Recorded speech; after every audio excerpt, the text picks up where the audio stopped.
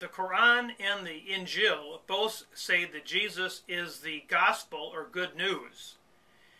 And Christians, to me, when they view Islam, too many are looking at bad news. They're trying to focus on things that they perceive as negative, things that we disagree with. And frankly, any politician knows you can't get a vote by telling people, a potential voter, what you don't like about them. You try to find common ground. And once you've found common ground with someone that's probably unlike you or different from you, and you begin to eat and break bread together, and you even push that idea out further by praying together, all of a sudden you become friends, and when you become friends, you build bridges of trust, and then once there's trust built, then you can start talking about issues that you think you disagree with. And as I've discovered through the research of the Quran and the Bible, even these critical issues that we thought over history, we fought and killed each other at times over, at least now have a distaste for each other and call each other heretical or apostate. Frankly, those issues are misinterpretations from either the Arabic to the English of the Quran, or the Aramaic of the language of Jesus and the Bible to English or to Arabic or other language. And we begin comparing the Bible and the Quran in a translated language, we find that they conflict. But when one compares the Bible and the Quran in the original languages, the Arabic and Aramaic, I find that they actually do not conflict anywhere near as much as we thought they did.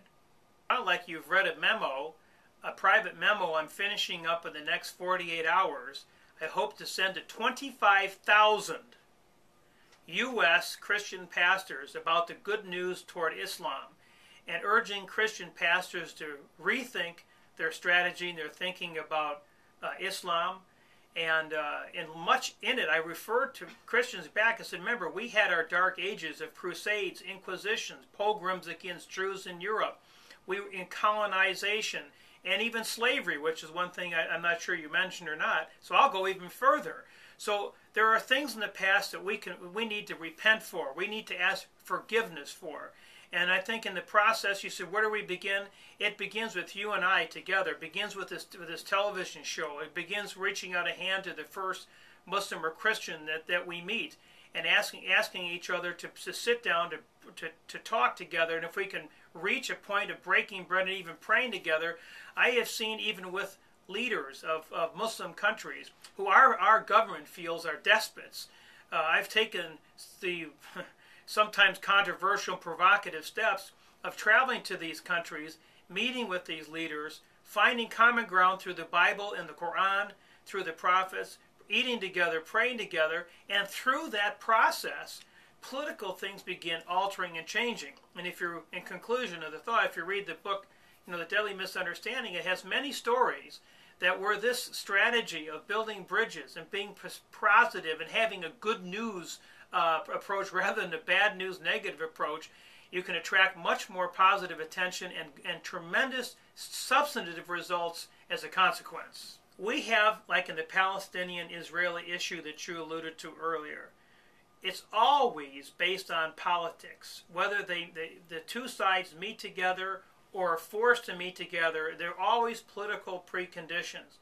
Whether it's a discussion about Darfur in the Sudan, or it's a peace or rapprochement with Gaddafi, it always has been, let's engage in a political process. Well, I just don't believe, if one begins with the political process, that any tangible solution will ever come about. So what is the alternative? The alternative, and what you alluded to earlier, is building a bridge. And how's that done? A spiritual bridge. I know this sounds preposterous to some, but I have seen it work. If you read the book, you'll see this coincidence happens repeatedly, where you bring in leaders together, not talk politics initially. You get to politics. We'll get to a resolution. We'll get to Jerusalem. We'll get to the West Bank. We'll get to the settlements. But first we need to get to a spiritual camaraderie, a spiritual connect that heretofore has been impossible because we look at each other so heretically in so many key issues of our faith that we thought we could never find spiritual common ground. And what I'm arguing, my friend, is that we have found spiritual common ground. Not only a little bit, but profoundly so. enough that we can begin friendship even with our worst enemies or worst competitors. And from that relational, spiritual bonding, then can build up a political resolution to, I believe, most any crisis. Yeah, I just want to clarify one little comment that I heard in the translation. I did not apologize or speak at all about the Lockerbie issue. What I apologized to Gaddafi through his foreign minister was for the killing in 1984 of Gaddafi's daughter. There was a U.S. missile sent to one of his homes, his residences, and killed his daughter. And I think America is more noble to run around sending bombs and killing leaders' children. It was meant for him, of course, but since it did kill his daughter, as a matter of fact, I asked for forgiveness and apologized. And that's when the atmosphere began changing. And we began talking about the similarities, and I was just in the beginning of the research at that time of the Quran and the Bible, and a very, as you point out, a very negative, hostile feeling, at least a hostile environment change, of very friendly. In fact, we even prayed together at the very end of the meeting. And subsequently, and to give you a little insight to your question, subsequently we decided not to continue our travels to Tripoli. As you know, that was very difficult because we had to leave without a passport. We couldn't secure a visa, couldn't buy a ticket to, from, or through Libya, so it was extraordinarily difficult to get in and out and do it in a legal fashion, which we did, by the way. So we decided to be more prudent to meet with one of Gaddafi's people through the United Nations. So we met with one of his trusted advisors on a repeated basis in New York. Eventually got this gentleman a visa to come to Washington. You know, at that time they couldn't leave New York City because of the sanctions against Libya. And we believe that the praying together, the studying of the holy books together, and people say that's preposterous. What would that have to do with anything? Most Americans say it's because we invaded Iraq and scared Gaddafi. I said, if a missile in your own home killing your own child doesn't scare you, a war in another country is not going to scare you. So I believe that there are spiritual components. As a spiritual person, there are spiritual components, and there are things that are unseen. The Quran and the Bible talk about the unseen, and this is part of what I believe, frankly, is the unseen. When you pray and learn to like each other and respect each other and tolerate each other, even though we're your political enemies, but we can be friends in the spirit, anything is possible. And I've seen it in this case. And people say it's a coincidence. I say, great, read on another case. And they'll say that's a coincidence. So I said, well, this is wonderful. We can live one coincidence after another.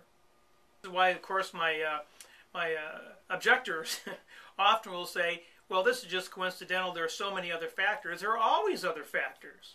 But why is it there's stalemates? For example, there was never a result in the Sudan UN peacekeeping force. There was a stalemate there, and I believe that through prayer and through building friendships, that there could be a political combination sufficient enough made to everyone was happy, and now there are peacekeeping troops in Darfur. And I'm not saying it was just a supernatural event. I'm saying it's a combination of events where you insert along the side what I call the fifth track. Diplomacy, politics, economics, and military, the first four, and the spiritual track helps sort of bring the rest of them together, and I believe is the missing ingredient in diplomacy.